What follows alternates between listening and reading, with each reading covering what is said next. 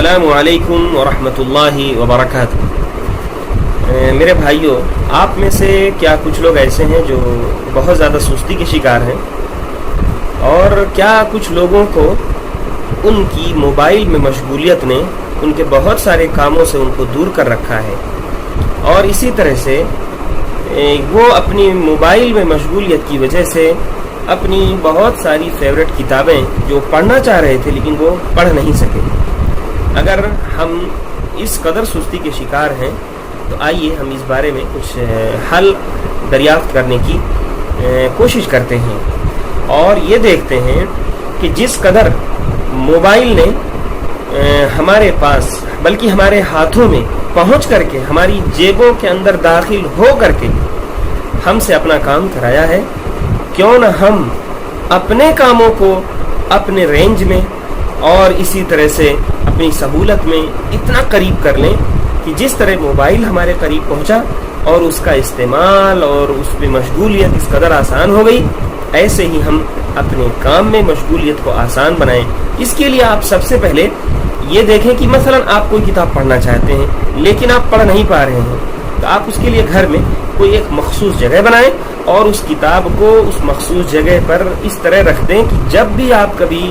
کہیں سے آئیں تو آپ کو اس کتاب تک پہنچنا کافی آسان ہو۔ جب بھی آپ کہیں سے آئیں تو اگر آپ بیٹھنا چاہیں تو کتاب کے پاس ہی بیٹھیں،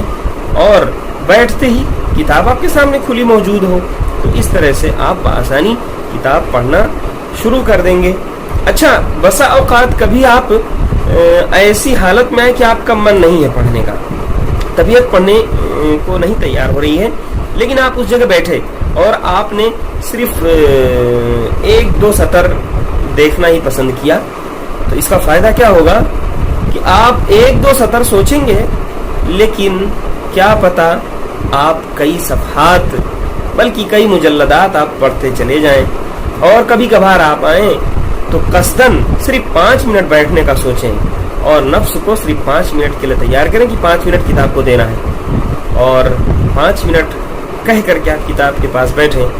ممکن ہے کہ آپ کئی گھنٹے نکال دیں اور کتاب آپ پڑھتے رہیں اور آپ کا ایک بہت بڑا کام ہو جائے۔ تو جس طرح سے موبائل کا استعمال ہمارے لیے اس قدر سہل ہو گیا اور موبائل اس قدر ہمارے قریب ترین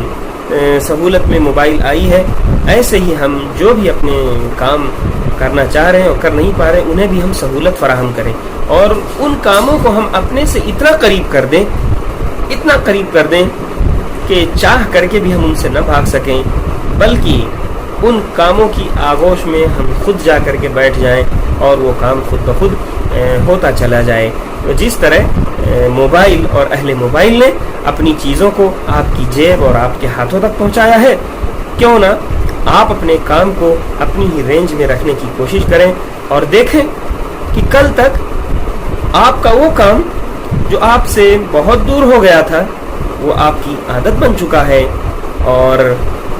آپ کے لیے وہ کام کافی سہل ہو گیا ہے، اور اس طرح سے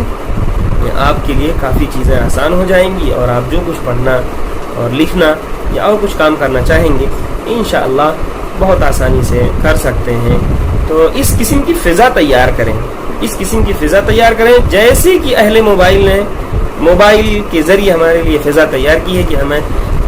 ہمارے ہاتھوں میں اور ہماری جیبوں میں اس کو پہنچا دیا ہے، اور ہم نہ چاہتے ہوئے بھی اس کے شکار ہوتے رہتے ہیں اور اس میں پھنستے اور ڈوبتے اور غرق ہوتے چلے جاتے ہیں۔ تو ایسے ہی کیوں نہ ہم اپنے کاموں میں اس طرح غرق ہوں کہ اس میں جو ہے ہم آگے تک بڑھتے ہوئے چلے جائیں۔ یہ سب باتیں بہرحال ان لوگوں کے لیے ہیں جو سستی اور کم ہمتی کا شکار ہیں، ورنہ بلند ہمت اور چست اور چاق و چوبند لوگوں سے ابھی دنیا خالی نہیں ہوئی ہے۔ لہٰذا آپ چست درست رہیں،